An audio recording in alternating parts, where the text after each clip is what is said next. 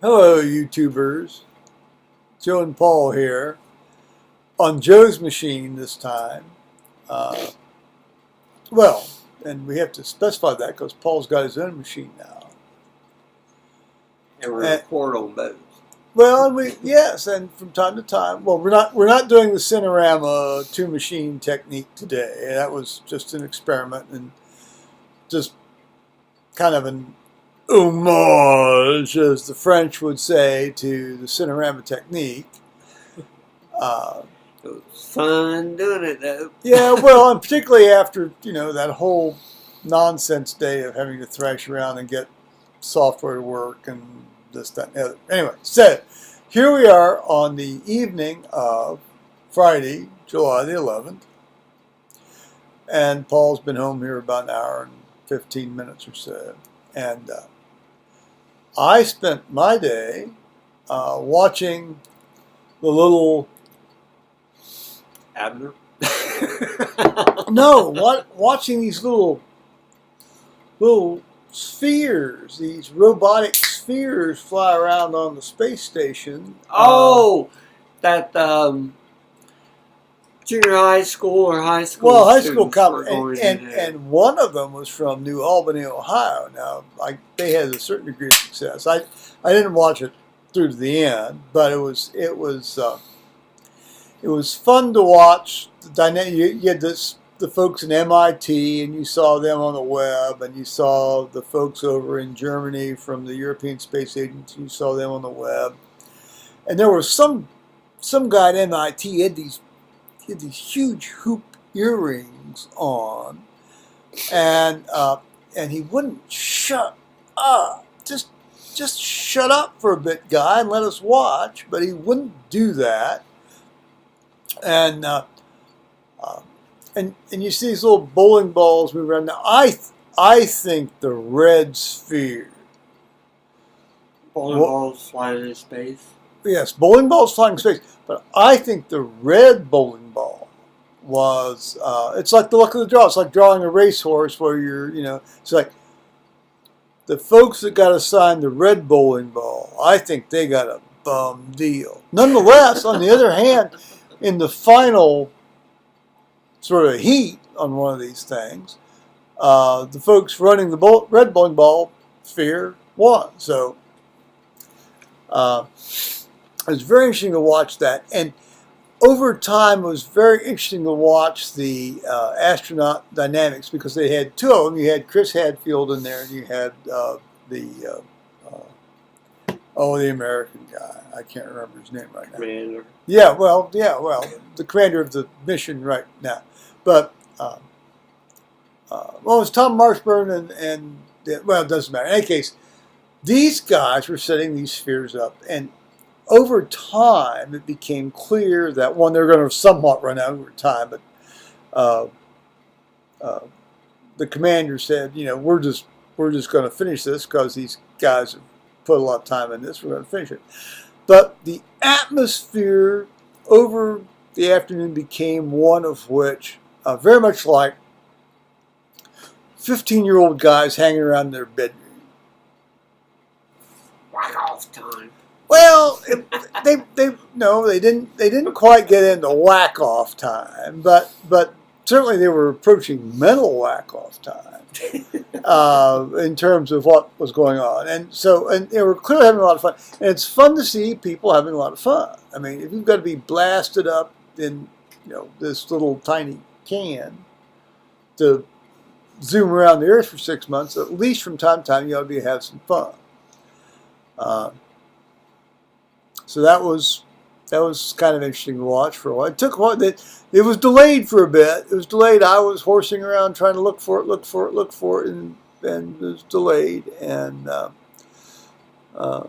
both the European guy and the MIT guy sort of MCs in the particular auditoriums. Boy, you couldn't get them to shut up to save your life. But at least the European guy didn't have a couple of these hoop earrings in his head, like the U.S. MIT guy did, albeit he had sort of a foreign accent, so maybe that has something to do with it. I would say. No, he had holes in his. I mean, there were like hoops in his ear.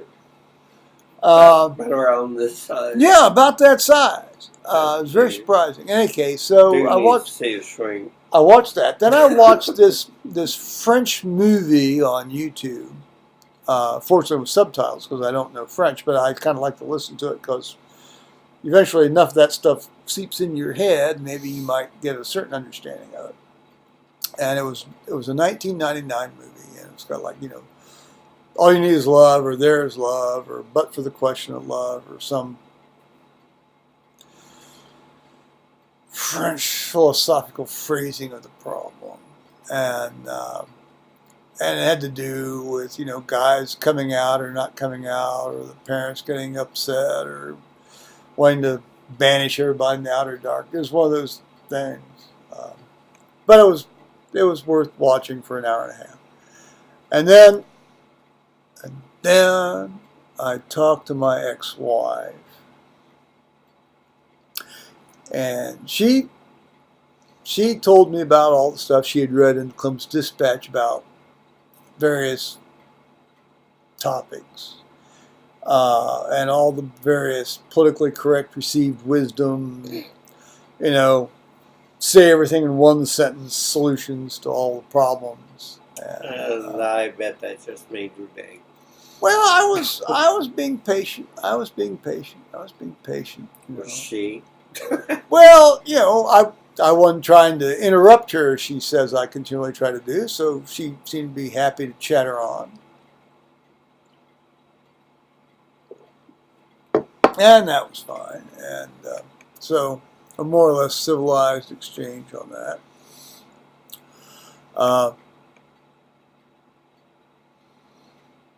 I got a call from one of the folks in our Bible study group folks last night, and well, I'd sent her a copy, the big print copy of the prayer list, and she thanked me for that. But then she said something that sort of puzzled me. She seemed to imply that they're going to try to have the Bible group meet over at her apartment for the next few weeks, and if that's the case, well, that's what I took away from that. Can you, the rest of you, arrange to, like, I don't know, do it twice? Well, that's it. Well, I'll find out. You know, meet Wednesday morning, do a quickie, and then those that want to go to her. No, you can't do a quickie because somebody's going to want to, you know, talk about, you know, we need to send a card to this person and a card to that person, and then we have to do, you know, the Good News Bible or some, you know. Yeah. So, well, we'll see. If I don't go for a while, that's fine. If I don't, that's fine. Or I do, that's fine. Who's this first woman supposed to get back up on her feet? About never. Oh, no. About, she's got this fractured bone in her foot and it hurts her. And, about 5 weeks. I will say she sounded very mellow last night on the phone. I didn't think it was her. She sounded very husky. She almost sounded like, what was that woman that smoked a lot that was in all these movies with Humphrey Bogart? Well, she sounded very sultry. And and I think she spends a lot of time in an agitated state. You know, essentially what she needs to do, like a lot of folks need to do, is just every now and again just tie one on and get relaxed. That doesn't mean, you know, become unconscious and do horrible, immoral things. Just get relaxed.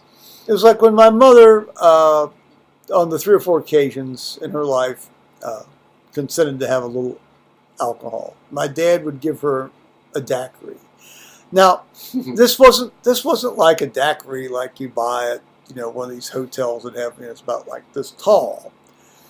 It was a little 6-ounce glass with a spoonful of lemonade mix in it and a little rum, about, you know, really, guys, about, you know, half of a shot and some ice, and she'd have about half of that, and she became very mellow. Now, she's probably one of these people who just doesn't have any genetics to metabolize stuff, which means that Lord knows if I'd had if I was homozygous for metabolizing alcohol, I could sit here and drink an entire barrel. Now I've got a huge tolerance, as of all the guys in my family do. Your father was a brewer of beer. No, he wasn't. Well, Did no. he do homebrew? Well, when he was a kid, they kept that going behind the kitchen door because it was prohibition. It was in a big stone jug, but there was malt. It wasn't like they ever bottled it. It was like they'd just go in and they'd dip this sort of ongoing malt thing up. Well, I thought he had a thing going at the farmhouse. No. We never did any of our own stuff at the house. Well, that was because when beer, was fairly reasonably priced. Well, of course, that was when in Ohio we sold 3.2, and it's like water. What exploded on your mother in the garage one day? Oh, that was she was putting a car away and getting out of it. That was some Frankenmuth beer that my dad had bought many years prior. Okay. With the idea that he would open that with me on my 21st birthday with him, and of course, since he was dead, that didn't work. That didn't happen, and I guess since it exploded in the garage, that didn't work either, did it? So that was just the way it was. I remember, her driving into the garage, closing the door, and something exploded. Well, yes. I mean, the garage, which, for a long time was kind of a no man's land of bumblebees and wasps and crud. So there we are.